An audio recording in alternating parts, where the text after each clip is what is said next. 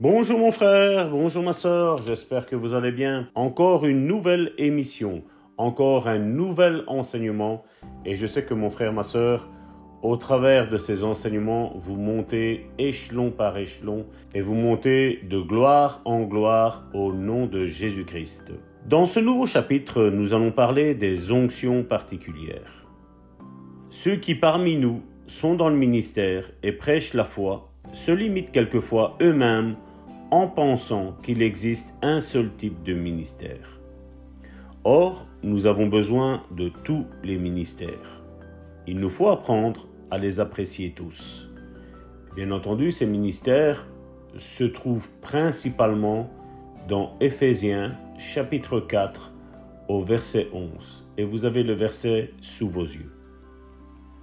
Les pasteurs doivent apprendre à faire bénéficier les disciples de Jésus-Christ de tous les différents ministères et comprendre que Dieu emploie des individus où qu'ils se trouvent. Ils doivent reconnaître et apprécier l'onction qui repose sur eux-mêmes et bien entendu sur l'onction des autres disciples qui sont dans leur même congrégation.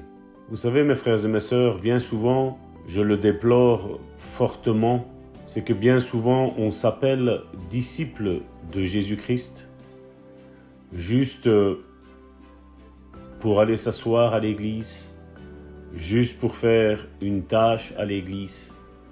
Mais je crois que le mot disciple, nous voyons quasiment jamais ça dans la parole de Dieu.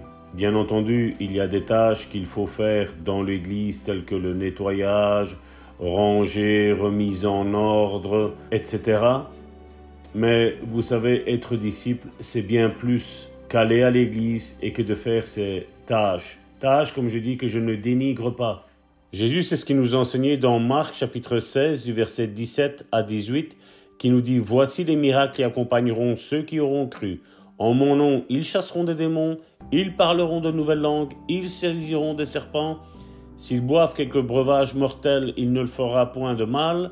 Ils imposeront les mains aux malades et les malades seront guéris. » Voici quelle est la signification du mot disciple. Disciple qui veut dire apprenti.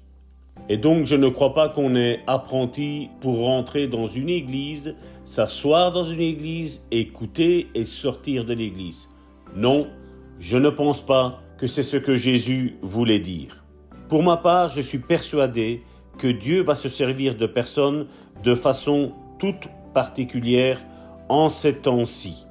Mais il leur faut d'abord apprendre à reconnaître la présence de l'onction. Et l'œuvre s'accomplira, car c'est cela qui compte.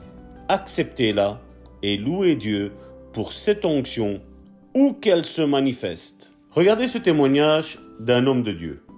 À l'époque où je commençais à fréquenter le cercle des pleins évangiles, un homme sur qui reposait une onction particulière vient dans notre église. Je n'avais jamais rien vu de semblable, et parce qu'il me dérangeait, et je le rejetais même. La première fois que je le vis, je pensais « Oh là là là là là !» Et je me cachais le visage tant j'étais gêné. « Seigneur, me dis-je, c'est le moment de l'appel, et voilà que cet homme danse. Personne ne pourra se convertir. » Et pourtant, lorsqu'il fit l'appel, les gens se mirent à marcher devant l'allée pour donner leur vie au Seigneur. J'étais assis et je pleurais. « Seigneur, pardonne-moi. Oh mon Dieu, pardonne-moi. » Plus tard, j'invitais Dad Smith à tenir une série de réunions dans toutes les églises où j'avais exercé le ministère de pasteur, à l'exception d'une seule, parce que je n'étais pas depuis assez longtemps pasteur de cette église pour l'inviter à venir. Cet homme était évangéliste. Il prêchait simplement la bonne nouvelle du salut de Jésus. Et il n'allait pas plus loin. Et savez-vous quelle était son onction? Il dansait.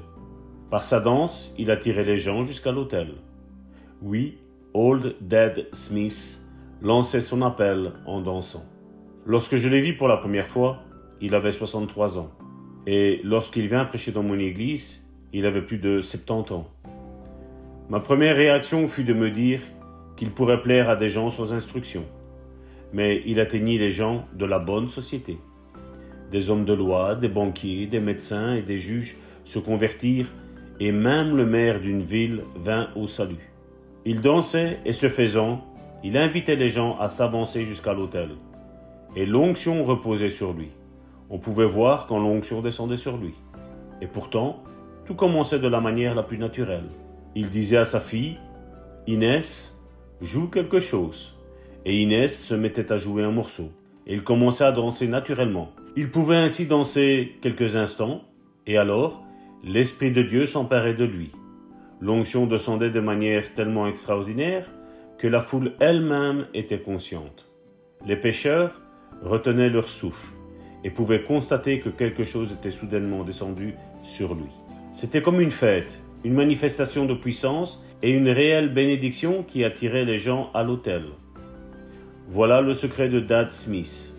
Il commença à danser naturellement, ensuite l'onction le touchait. Mais je ne me suis jamais essayé de l'imiter. Si vous décidez de faire quoi que ce soit simplement parce qu'une autre personne le fait, vous allez échouer. Dieu a dit qu'il prendrait les choses folles pour confondre les sages. Si donc Dieu avait résolu d'utiliser cet homme ainsi, en quoi cela me concernait-il? Ce qui compte, c'est qu'il obtienne des résultats. Cependant, Dad Smith ne connaissait rien à la foi. Mais tout se passait bien. Il amenait un plus grand nombre de gens au salut que moi. Ensuite, je pouvais enseigner ces gens, convertis, sur le thème de la foi, après qu'il les ait introduits dans le royaume de Dieu. Car son ministère n'était pas d'enseigner la foi, mais d'amener les gens à la conversion. Il pouvait susciter des réveils quand nul autre ne le pouvait. Il pouvait amener des personnes au salut, alors que nul autre ne le pouvait. À cette époque, si un prédicateur comptait une demi-douzaine de conversions et 3 baptêmes dans le Saint-Esprit, il avait l'impression d'avoir vécu un raz-de-marée. Mais Dad Smith avait toujours beaucoup de résultats. Je vous le dis solennellement, ne faites pas des raisonnements bizarres, mon frère, ma sœur. Même si ça peut sembler bizarre, mon frère, ma sœur, n'oublions pas que Dieu fait comme il le veut. Regardez quand, à un moment donné, Jésus, pour guérir quelqu'un, a craché par terre, a fait de la boue et il lui a posé cette même boue sur les yeux. Vous avez le verset sous vos yeux et vous voyez que je ne suis point en train de mentir encore une fois. Parce que si c'est une bénédiction pour le peuple, s'il y a des conversions et des baptêmes dans le Saint-Esprit, je voudrais vous dire une chose, remerciez Dieu. Vous savez, nos critères de faire l'Église ne sont pas les critères de Dieu. Dieu l'a dit, mes pensées et vos pensées sont diamétralement opposées l'une de l'autre. Et donc, mon frère, ma sœur, beaucoup se sont perdus ou ont perdu l'onction pour avoir critiqué ce que quelqu'un faisait qui nous semblait à nous bizarre. Mais pour Dieu, rien n'est bizarre.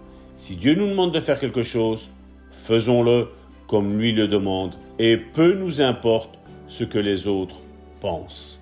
L'Ancien Testament m'a appris que Dieu se servit même d'un âne. Et cette constatation me fait toujours du bien.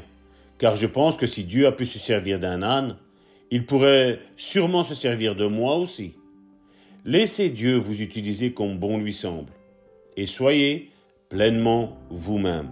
Peu importe ce que les gens disent de vous, mon frère, ma sœur. Maintenant, j'aimerais aborder un thème de l'onction spéciale. Dieu vous accordera l'onction pour la tâche à laquelle il vous a appelé, quelle qu'elle soit. Mais il est vrai qu'il ou des personnes en vue d'un ministère très particulier aussi. Certains d'entre nous sont loin d'onction spéciale et de telles onctions produisent de merveilleux résultats. Je me permets d'affirmer cela, mon frère, ma sœur, parce que je sais ce que Dieu m'a dit, personnellement, que ces derniers temps, ces derniers jours plutôt, que nous vivons, nous allons vivre un déferlement de la puissance de Dieu. Il y a ceux qui ne sont pas encore rentrés dans le corps de Christ qui vont y rentrer, mon frère, ma sœur. par ce qui va se passer. Parce que n'oubliez pas, Jésus revient chercher son Église. Et j'aimerais que vous y soyez préparés, afin de ne pas passer à côté, ou de ne pas vous tenir éloigné, simplement parce que vous n'avez jamais rien vu de semblable. J'aimerais que vous soyez prêts à suivre le mouvement de Dieu. Le Nouveau Testament nous offre un exemple, celui de l'apôtre Paul. Dans Actes chapitre 19, du verset 11 à 12, il est dit « Et Dieu faisait des miracles extraordinaires par les mains de Paul, au point qu'on appliquait sur les malades des linges ou des mouchoirs qui avaient touché son corps, et les maladies les quittaient, et les esprits malins sortaient. » Vous savez, mon frère, ma sœur, moi je suis toujours étonné que quand nous avons ces versets sous nos yeux, et que quelqu'un aujourd'hui, au XXIe siècle, fait la même chose que l'apôtre Paul a fait, on dit que Paul est vrai parce que c'est écrit dans la Bible, mais l'autre personne, même s'il y a un fruit, même qu'il y a des guérisons, même s'il y a des délivrances, même s'il y a des conversions, même s'il y a des choses peut-être même bizarres, je vous l'accorde, qui se passent, tout de suite on accorde ça au diable. Vous voyez que ces hommes et ces femmes qui parlent ainsi ne connaissent rien de la parole de Dieu. Ils ne connaissent rien du miraculeux de Dieu. Aujourd'hui, on accorde plus de puissance au diable qu'à Dieu. Et après, vous vous étonnez que des chrétiens aujourd'hui ne sont pas guéris? Vous vous étonnez aujourd'hui que des chrétiens ne sont pas délivrés? Certains vivent s'il y aurait une guérison comme un miracle. Vous savez, comme quelque chose qui se passe comme quand c'était le cas à la piscine de Bethesda, où un ange descendait, l'eau se remuait, et le premier qui descendait était guéri. Imaginez si aujourd'hui, il y aurait le même événement. Imaginez que les mêmes événements qui se sont passés dans la Bible, que ce soit l'Ancien Testament, que ce soit le Nouveau Testament, ils se passent aujourd'hui, ces hommes-là critiqueraient encore ça. Et au fait, je vais vous dire quelque chose. C'était ces mêmes pharisiens qui critiquaient ce que Jésus faisait. Si aujourd'hui on aurait une parole de connaissance, une parole de prophétie, ou un exemple, Dieu dirait, voilà, tu es malade des bras, fais un poirier et tu vas être guéri, quelle va être notre réaction, mon frère, ma sœur? Et puis nous prétendons être guidés de Dieu. Moi, mon frère, ma sœur, je vais te dire non. Non, parce que si on ne croit pas ça, mon frère, ma sœur, comment on va croire les autres choses comme Jésus l'a dit? Aujourd'hui, il est facile de dire qu'on suit Dieu. Mais quand Dieu fait des choses, nous ne les reconnaissons pas. Vous savez, mon frère, ma sœur, regardez ce qui s'est passé dans Matthieu chapitre 12. À partir des versets 1er, donc, Jésus et ses disciples traversaient un champ de blé. Comme ça, je vais vous raconter cette histoire assez rapidement pour rentrer dans le vif du sujet. Comme ça, vous allez comprendre le contexte par lequel Jésus a parlé de ça. Jésus parle dans le verset 1er. Jésus traversait un champ de blé un jour de sabbat. Ses disciples, qui avaient faim, se mirent à arracher des épis et à manger. Les pharisiens, voyant cela, dirent « Voici tes disciples font ce qu'il n'est pas permis de faire pendant le sabbat. » Mais Jésus leur répondit « N'avez-vous pas lu ce que fit David lorsqu'il eut faim, lui et ceux qui étaient avec lui? Comment il entra dans la maison de Dieu et mangea les pains de proposition qu'il ne lui était pas permis de manger, non plus qu'à ceux qui étaient avec lui, et qui étaient réservés aux sacrificateurs seuls. Ou n'avez-vous pas lu dans la loi que les jours de sabbat, les sacrificateurs violent le sabbat dans le temple sans se rendre coupables? Or, je vous le dis, il y a ici quelque chose de plus grand que le temple. Si vous saviez ce que signifie « je prends plaisir à la miséricorde et non au sacrifice », vous n'auriez pas condamné des innocents. Car le Fils de l'homme est maître du sabbat. Étant parti de là, Jésus entra dans la synagogue. Donc c'est comme s'il rentre aujourd'hui dans une église. Au verset 10, « Et voici il s'y trouvait un homme qui avait la main sèche. Ils demandèrent à Jésus, « Est-il permis de faire une guérison le jour de sabbat ?» C'était afin de pouvoir l'accuser. Il leur répondit, « Lequel d'entre vous, s'il n'a qu'une brebis, et qu'elle tombe dans une fosse le jour du sabbat, ne la saisira pour l'en retirer? Combien un homme ne vaut-il pas plus qu'une brebis?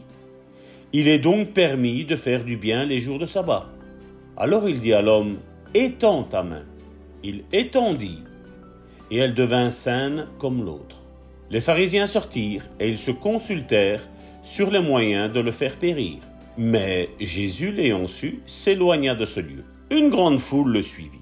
Il guérit tous les malades et il leur recommanda sévèrement de ne pas le faire connaître, afin que s'accomplisse ce qui avait été annoncé par Ésaïe le prophète. « Voici mon serviteur que j'ai choisi, mon bien-aimé en qui mon âme a pris plaisir.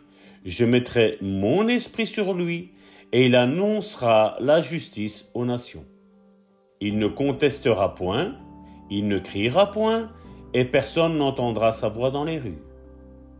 Il ne brisera point le roseau cassé et il n'éteindra point le lumignon qui fume, jusqu'à ce qu'il ait fait triompher la justice. Et les nations espéreront en son nom. » Alors on lui amena un démoniaque, aveugle et muet, et il le guérit, de sorte que le muet parlait et voyait. Toute la foule, étonnée, disait « N'est-ce point là le fils de David ?» Les pharisiens, ayant entendu cela, dirent « Cet homme ne chasse les démons que par Belzébul, le prince des démons. » Vous voyez comment ils sont? Les pharisiens, c'est toujours comme ça. Un miracle se fait devant eux, c'est le diable qui le fait. Et aujourd'hui, beaucoup sont comme ça. Comme Jésus connaissait leurs pensées, il leur dit « Tout royaume divisé contre lui-même est dévasté. Et toute ville ou maison divisée contre elle-même ne peut subsister. Si Satan chasse Satan, il est divisé contre lui-même. Comment donc son royaume subsistera-t-il? Et si moi je chasse les démons par Belzébul, vos fils, par qui les chassent-ils? C'est pourquoi ils seront eux-mêmes vos juges. Mais si c'est par l'Esprit de Dieu que je chasse les démons, le royaume de Dieu est donc venu vers vous. Ou comment quelqu'un peut-il entrer dans la maison d'un homme fort et piller ses biens, sans avoir auparavant lié cet homme fort? Alors seulement il pillera sa maison. Celui qui n'est pas avec moi est contre moi, et celui qui n'assemble pas avec moi disperse. C'est pourquoi je vous le dis. Regardez, c'est ça que je voulais vous dire. C'est pourquoi je vous le dis. Tout péché et tout blasphème sera pardonné aux hommes, mais le blasphème contre l'Esprit ne sera point pardonné. Quiconque parle contre le Fils de l'homme, donc contre Jésus, il lui sera pardonné, mais quiconque parlera contre le Saint-Esprit, donc le Saint-Esprit c'est quoi? C'est les œuvres qui ont été faites. Je veux juste vous rappeler qu'il y a eu une guérison d'un aveugle et d'un muet. Il y a eu une guérison d'un homme avec une main sèche. Et Jésus dit, mais quiconque parlera contre le Saint-Esprit, il ne lui sera pardonné ni dans ce siècle, ni dans le siècle à venir. Et Jésus nous dit encore, au verset 33, ou dites que l'arbre est bon et que son fruit est bon, ou dites que l'arbre est mauvais et que son fruit est mauvais. Car on connaît l'arbre par le fruit. Au verset 34, Jésus parle aux pharisiens et il leur dit, race de vipères, comment pourriez-vous dire de bonnes choses, méchants comme vous l'êtes? Car c'est de l'abondance du cœur que la bouche parle. L'homme bon tire de bonnes choses de son bon trésor, et l'homme méchant tire de mauvaises choses de son mauvais trésor. Je vous le dis, au jour du jugement, les hommes rendront compte de toute parole vaine qu'ils auront proférée. Car par tes paroles, tu seras justifié, et par tes paroles, tu seras condamné. Alors quelques-uns des scribes et des pharisiens prirent la parole et dirent, « Maître, nous voudrions te voir faire un miracle. » Il leur répondit, « Une génération méchante et adultère demande un miracle. Il ne lui sera donné aucun autre miracle que celui du prophète Jonas. » Et là ensuite Jésus dit que comme Jonas est resté 3 jours et 3 nuits dans le ventre d'un grand poisson, de même lui-même Jésus restera 3 jours et 3 nuits dans le sein de la terre. Et il dit, les hommes de Ninive se lèveront au jour du jugement avec cette génération et la condamneront, parce qu'ils se repentirent à la prédication de Jonas. Et voici, il y a ici plus que Jonas. Donc par là, mon frère, ma sœur, qu'est-ce que nous comprenons? Nous comprenons que n'importe qui doit faire attention que quand il y a un miracle qui se passe, mon frère, ma soeur, de ne pas s'avancer précipitamment et de dire que ce miracle a été fait par l'œuvre de Satan. Parce que si c'est le Saint-Esprit qui l'a fait, mon frère, ma soeur, la Bible nous dit, le péché qui est impardonnable, c'est celui-là. C'est d'attribuer à Satan des choses que Dieu fait. Et pour ces gens-là, il n'y a plus d'espoir. Mon frère, ma soeur, si tu te tracasses, si tu as fait ce péché et tu te poses la question, mon frère, ma soeur, je veux te dire et te consoler. S'il n'y aurait plus d'espoir pour toi, tu ne te poserais plus de questions. Si tu te poses la question, c'est que tu ne l'as pas fait, c'est que Dieu sait que tu as agi par ignorance. Mais à partir d'aujourd'hui que tu as entendu ça, mon frère, ma soeur, ne le fais plus. Rendons gloire à Dieu quand il y a quelque chose de merveilleux qui se passe. Rendons gloire à Dieu, mon frère, ma soeur. Et ne commençons pas à critiquer ce que Dieu fait. Parce que je vais te dire, ces gens-là n'ont pas peur de critiquer. De toute façon, être condamné et être condamné, c'est la même chose. Ils seront condamnés au final. Donc eux vont s'amuser à faire des adeptes qui vont les suivre, des disciples de eux. Toi, mon frère, ma soeur, ne suis pas et au contraire, écarte-toi. On en a parlé ces derniers jours. Nous avons déjà vu que Jésus a été oint pour fonctionner dans les 5 ministères. Il était également oint pour exercer le ministère de guérison. Lorsque la femme atteinte d'une perte de sang toucha le bord de son vêtement, une puissance sortait de lui. Vous vous rappelez, hein? La puissance dont il était oint. De quelle sorte de puissance s'agissait-il? De la puissance de la guérison.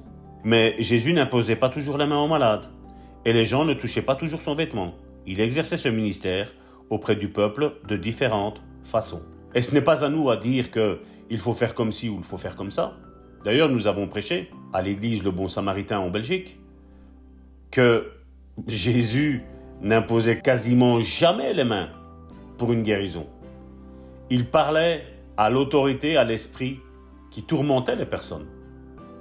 Oui, il est parlé d'imposition des mains dans la parole de Dieu pour envoyer quelqu'un au ministère. Comme il est dit, ils imposeront les mains aux malades et ils seront guéris, tout à fait d'accord.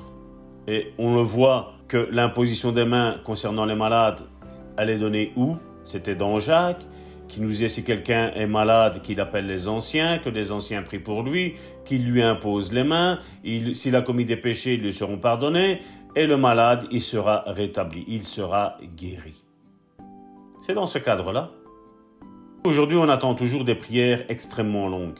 On a idolâtré, je vais dire, le service pour Dieu. Alors que tout se fait dans la simplicité. Mais tout se fait sous l'onction. Tout se fait sous l'autorité que Dieu nous a conférée. Car si nous sommes réellement croyants, Jésus nous a dit, on l'a lu en début de prédication, Jésus a dit, voici les signes qui accompagneront ceux qui auront cru, ils imposeront les mains aux malades et ils seront guéris. Aucune condition. Si, une condition, imposer les mains et ils seront guéris. Bien entendu, comme je l'ai dit, c'est donné dans le cadre de l'Église. Tu appartiens à une Église, tu peux imposer les mains dans l'Église, mais aussi en dehors de l'Église. Mais si tu n'appartiens pas à une Église, il y a un danger. Et bien entendu, comme récemment, quelqu'un m'a dit, Salvatore, comment je peux montrer mon appartenance à l'Église Le Bon Samaritain? C'est ce que j'ai dit à cette personne. Si tu appartiens à l'Église Le Bon Samaritain, je vais te voir. Toi et moi, nous serons en contact. Si on ne se voit pas, si on ne se parle pas, comment peut-on dire d'être en contact les uns avec les autres? Aujourd'hui, on recherche beaucoup de choses, mais pas l'essentiel. Je suis toujours étonné qu'on n'a pas de souci à faire 2-3 000 kilomètres pour partir en vacances et qu'on a peur de faire quelques kilomètres pour aller à l'église. J'ai aimé cette citation d'un homme de Dieu qui a dit « Ne recherche pas une église proche de ta maison, mais recherche une église qui est proche de la parole de Dieu. » Exactement. Il a tout à fait raison, parce que l'église est ce qui va te permettre de grandir.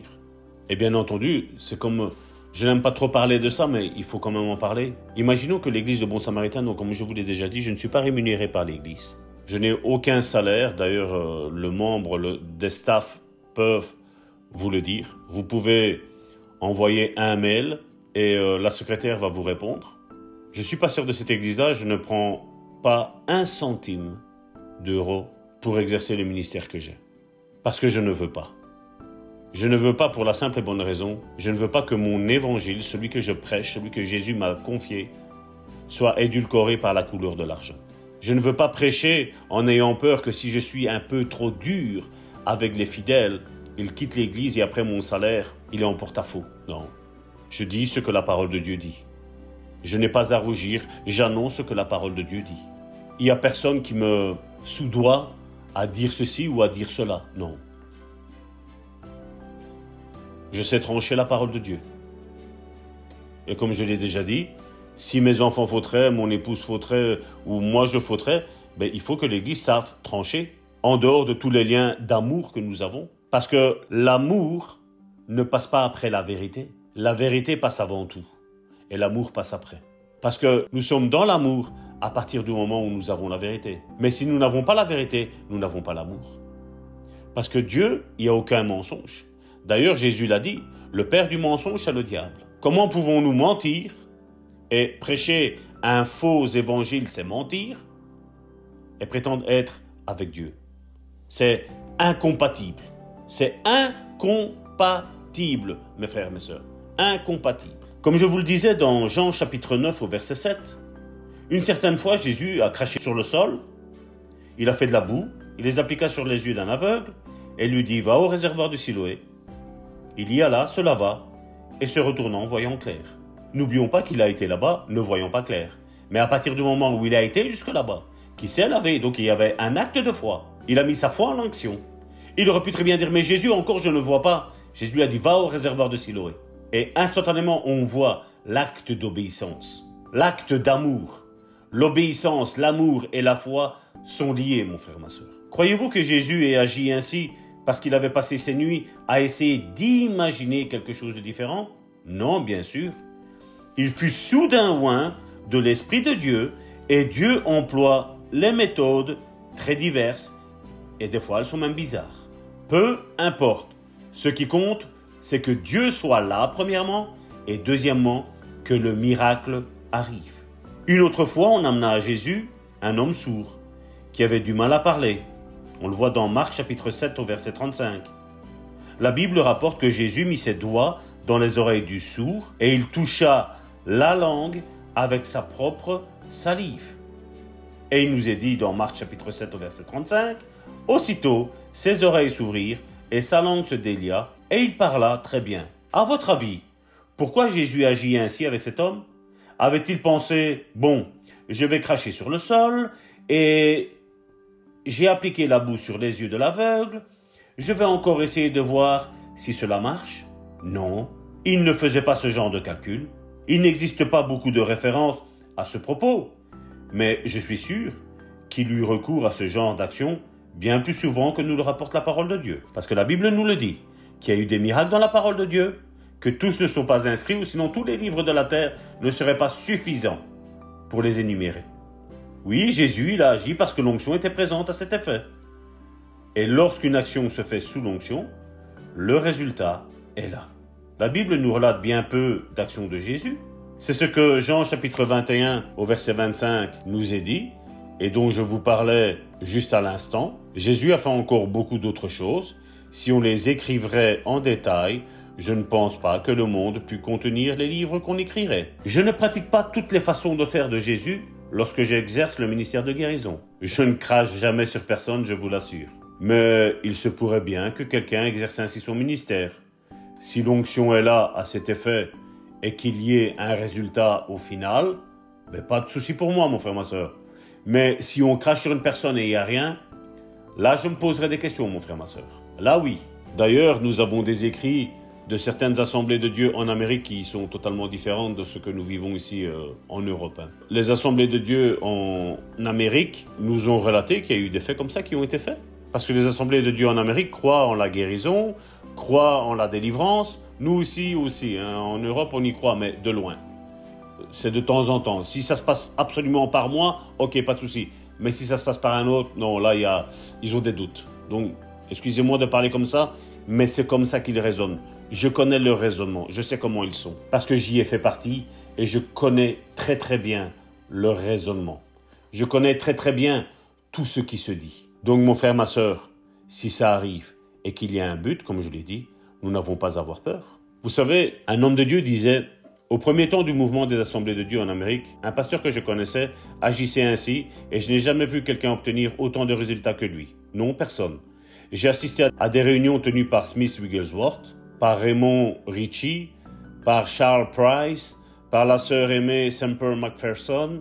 J'ai assisté à toutes les campagnes de la Voie de la Guérison, pourtant jamais je n'ai rencontré une seule personne ayant autant de résultats. Oh, bien sûr, ce n'était pas un prédicateur de foule. C'était un fermier qui s'était converti. Il ne prêchait jamais à l'extérieur, seulement dans son milieu rural, dans les écoles de campagne. À cette époque, les campagnes étaient très peuplées. Et il poursuit en disant « Il est très rare qu'une personne ne soit pas guérie au cours de ces réunions.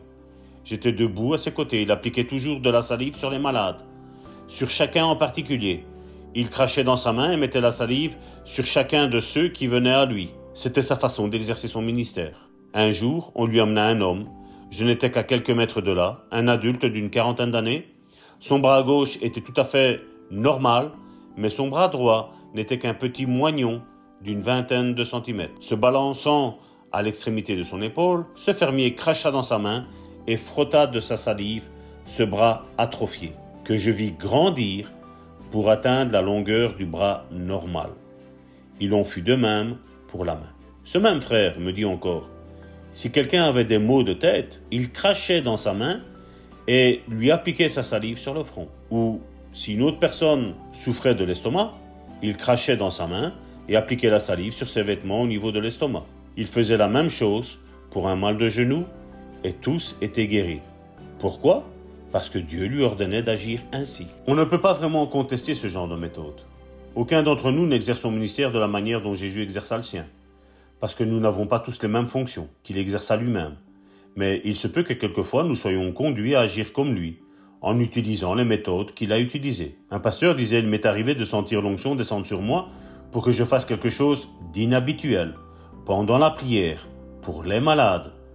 Mais il peut s'écouler 5 ou 6 ans entre chacun de ces faits, hors du commun. La première fois qu'un tel événement se produisit, c'était en 1950. Je prêchais à Oklahoma, disait-il. Une femme s'avança pour demander l'imposition des mains. Elle me dit avoir 72 ans, mais on aurait pu croire qu'elle était sur le point d'avoir un bébé. En fait, elle avait une tumeur. Elle avait subi 2 opérations à Oklahoma City, mais la tumeur était réapparue pour la 3e fois.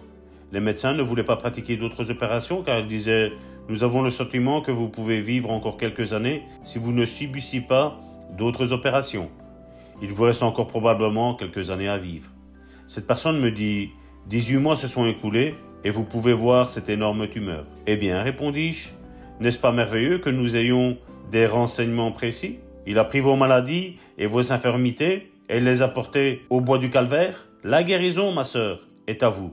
Oui, reprit-elle, c'est vrai, la guérison est mienne et moi aussi, je serai guéri. Je me disposais à lui imposer les mains lorsque la parole du Seigneur vient à moi.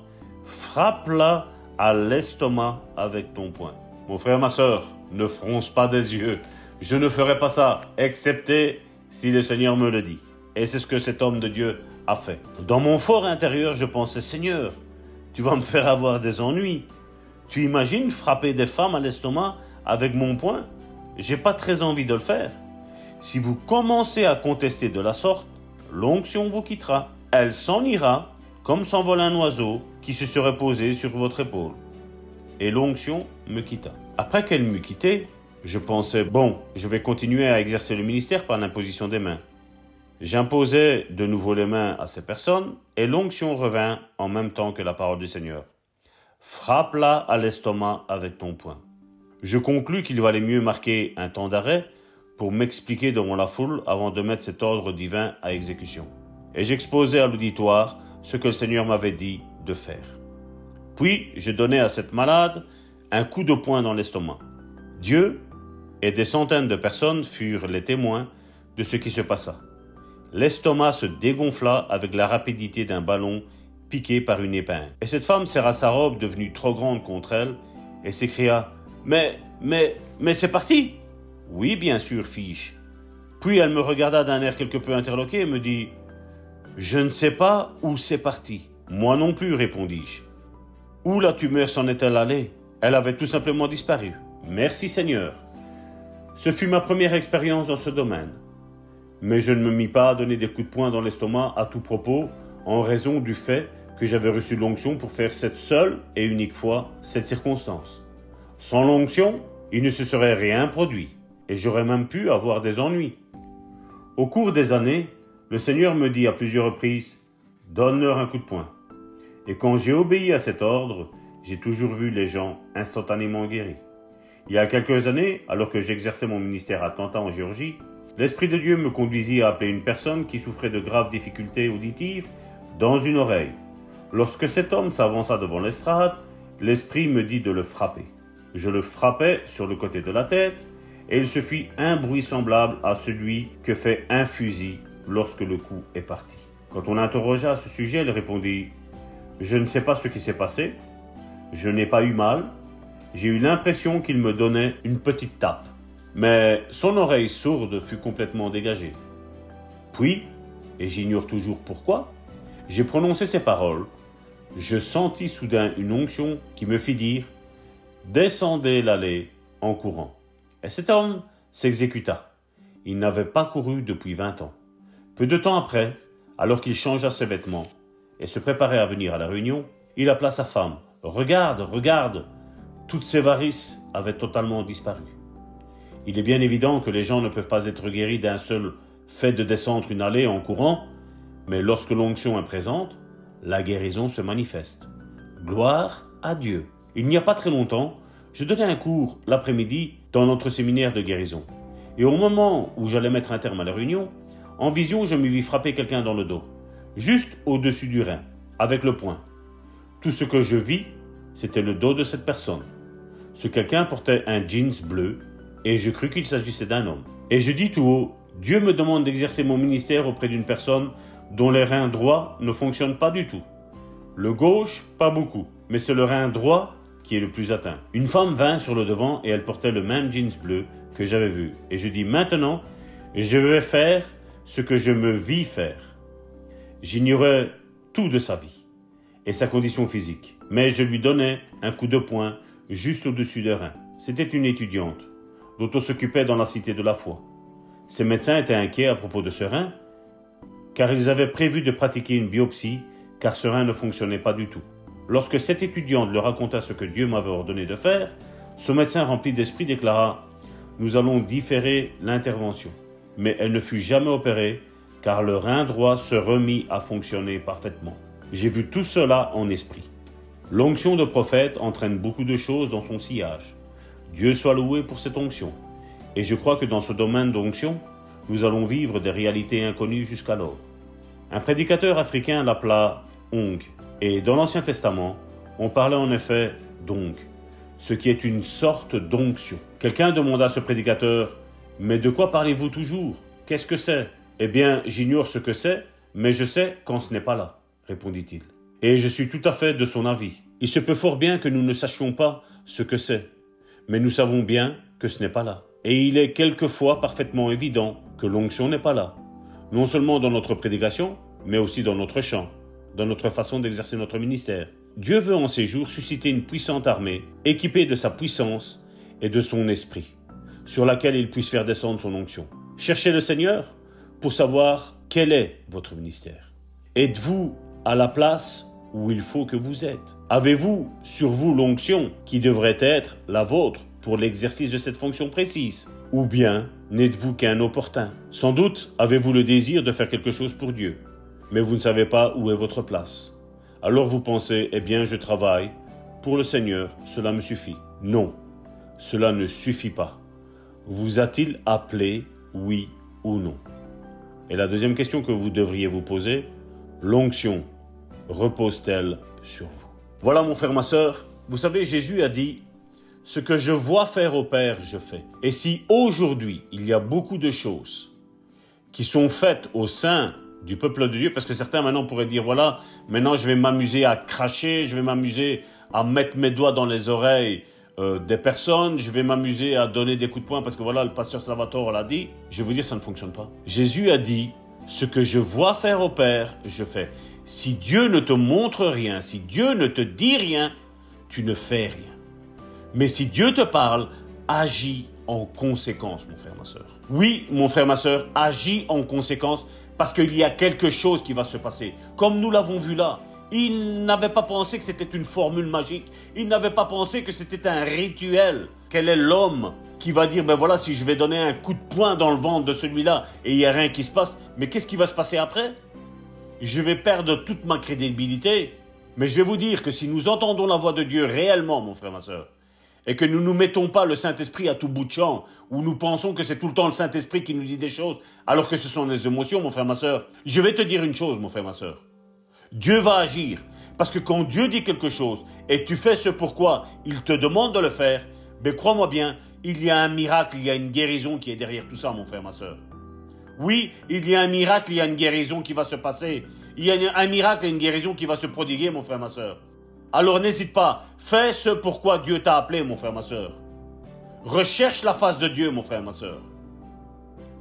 Sanctifie-toi, mets toutes ces choses qui viennent te perturber spirituellement parlant, mon frère, ma soeur, et tu verras que Dieu va t'accompagner, Dieu va t'agir. Oui, je veux prier pour toi, mon frère, ma soeur. Oui, je vais clôturer maintenant cette méditation. Père, je te prie pour mon frère et ma soeur qui a entendu ça, qui peut lui sembler que ces choses sont bizarres. Père, je te prie, Seigneur, de leur révéler dans leur cœur, Seigneur. Seigneur, ils te mettent au pied du mur en pensant que ce n'est pas toi qui puisses faire ça, Seigneur. Mais Seigneur, moi je te prie, Seigneur, que tu agisses avec eux-mêmes, Seigneur. Que tu les confondes, Seigneur. Seigneur, je te prie, Seigneur, pour ces derniers jours que nous vivons tous, Seigneur, ici-bas, Seigneur. Je te prie afin que ta puissance, Seigneur, se déferle, Seigneur, sur la planète Terre, et que tu agisses, que tu te serves de tes véritables disciples, qui n'auront pas peur de dire, Seigneur, parle, ton serviteur écoute. Seigneur, montre-moi et je ferai ce que tu me montres de faire, Seigneur. Père, je te prie pour toutes ces âmes qui sont en train d'écouter, qui peut-être ça les a chamboulées, Seigneur, cette prédication d'aujourd'hui, Seigneur. Mais Seigneur, si tu l'as fait par le passé, tu peux très bien le faire pour le présent. Seigneur, je te dis merci, Seigneur. Merci parce que tu vas agir. Au nom puissant de Jésus. Mes frères et mes sœurs, je vous bénis, je vous embrasse et je vous dis à la prochaine. Et soyez bénis, soyez fortifiés et n'oubliez pas de partager. Christina, Karine et moi, nous vous embrassons au nom puissant de Jésus. Soyez bénis.